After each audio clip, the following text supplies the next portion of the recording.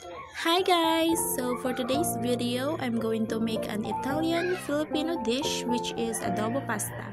Hope you like it!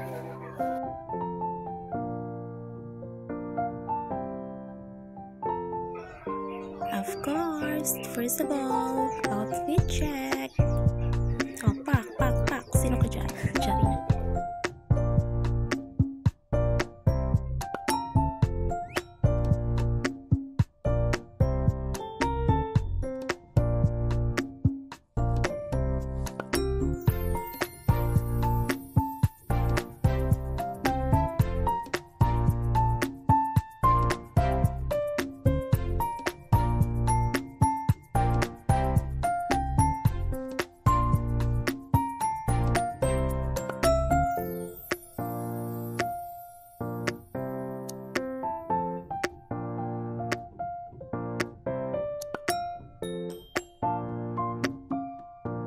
So here are the ingredients na to make the adobo pasta.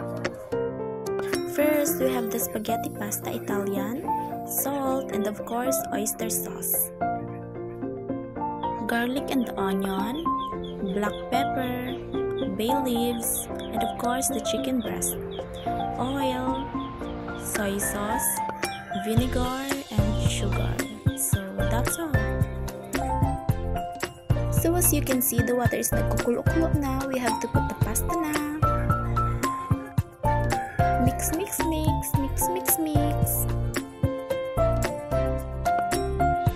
Opa! Perfect na ang atake niya, bakla. So let's wash the pasta na. Of course, let's make the sauce. So let's put the oil first. The garlic, of course. Then mix it until mag-brown na siya. Mix. And of course, the onion. Perfect combination. Wow, super sarap. So let's put the chicken breast na. Oh, so perfect. Then black pepper. And of course, soy sauce. Mix. Then vinegar. Mix. And of course, the bay leaves. And also the sugar. At di magpapahuli ang oyster sauce. And also, let's put some pasta water para di siya dry. Mix. Perfect ang amoy niya, te.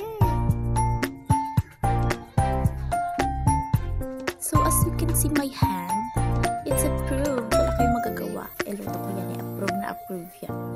As you can see, let's mix na. So syempre, we have to put the pasta first. Parang mag-mix na siya. Let's mix. And then mix. Yan, and then dagdagan natin, of course. Desisyon ako gusto kong dagdagan. Bakit ba? Oh, diba? Perfect! Dun! The finale! Perfect, no? Sino ka dyan?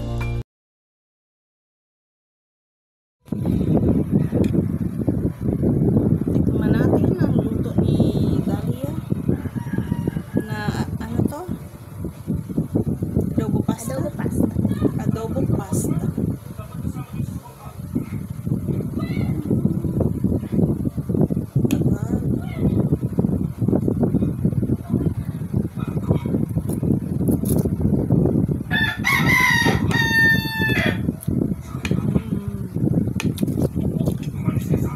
Lasang adobo.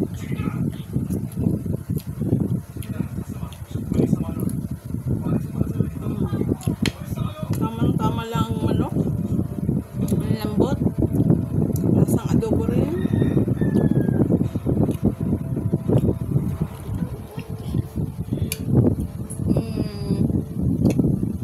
Ang platings parang tipid sa ito.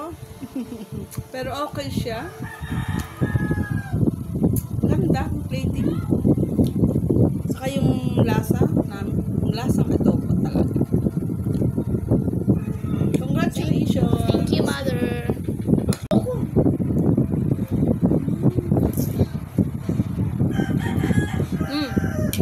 Mahiram siyang i-pair sa karne.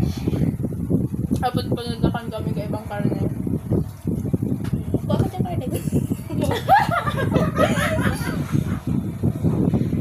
Tapos, ayan.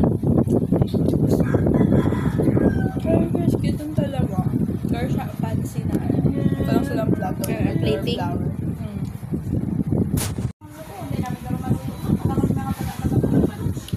Ang aking masasabi ay yung ano niya, pagka-design niya ay pantay-pantay at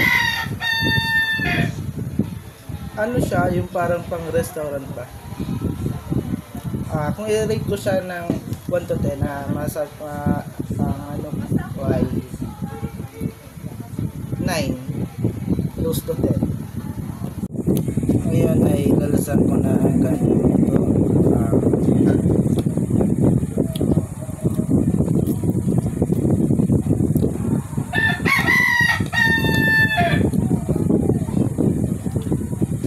Okay naman, pero medyo matabang ng konti, pero okay na din.